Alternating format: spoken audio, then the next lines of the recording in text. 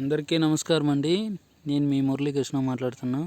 Muralikrishna agriculture support ఛానల్కి స్వాగతం సుస్వాగతం అండి. నేను ఇప్పుడే ఫీల్డ్కి వచ్చానండి. ఈ తోట వచ్చి 30 నుంచి 35 రోజుల తోట.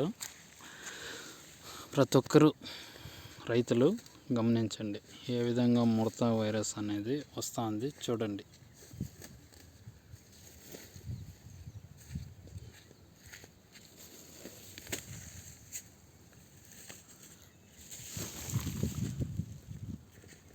చూశారు కదండి, నేను వీడియోలో చెప్పింది చూశారు కదండి.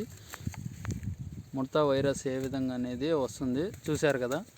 ఈ విధంగా మీకు రాకుండా మీకు లాస్ట్ 2-3 వీడియోల్లో ముడతకి వైరస్కి చెప్పాం కదండి. ఈ ముడత వైరస్ రాకుండా మీకు మంచి మందులు చెప్పాను. కాంబినేషన్ కూడా మీకు సిమోడిస్, పెగాసిస్, క్వాంటిస్ కాంబినేషను, తర్వాత వచ్చి టమాటాఫు, పెగాసిస్, జిబ్రిలిక్ యాసిడ్ ఒక కాంబినేషన్ చెప్పాము కదండి. తర్వాత జంపో పర్ఫెక్ట్ చెప్పాము. జంపో పర్ఫెక్ట్ కూడా బాగుంటుందండి ముడతకి వైరస్కి.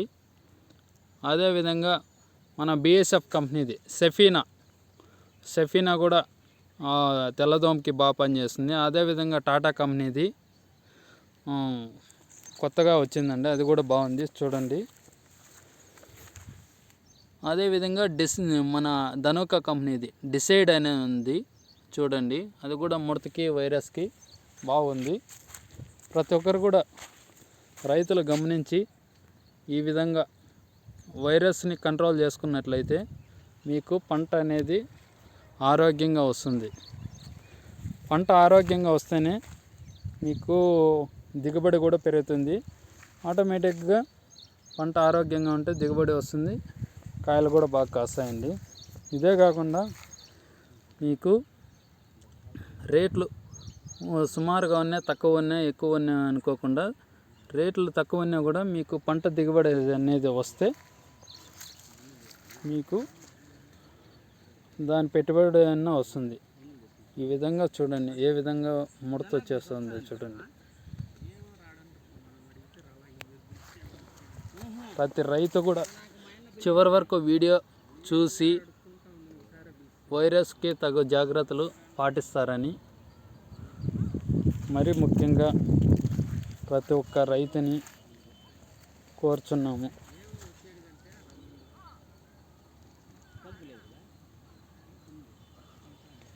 చూడండి ఏ విధంగా వైరస్ వస్తుందో చూడండి.